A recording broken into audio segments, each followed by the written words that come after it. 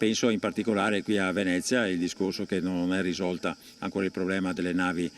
passeggere, quindi con il rischio di perdere il traffico e di perdere anche dei posti di lavoro. Le grandi navi, tema al centro del presidio dei sindacati al porto di Venezia. Penso anche alla difficoltà di autorizzare a fare degli escavi o comunque la manutenzione dei canali, che sono fondamentali per fare in modo che le navi entrano nel porto di Venezia, che possono attraccare e quindi dare lavoro. Come si svolge il lavoro del portuale? Il lavoro portuale, andiamo sulle stive altre 30 metri, andiamo giù per la scaletta per 30 metri e svolgiamo la pulizia delle stive, che può essere ghisa, che può essere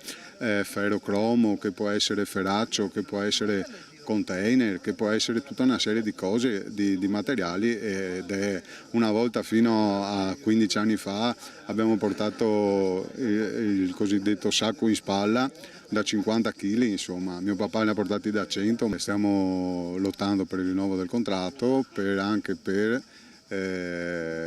oltre al rinnovo del contratto mettere dentro all'interno del contratto uno scivolo per i lavoratori portuali, perché è impossibile, noi non siamo solo gravosi, non siamo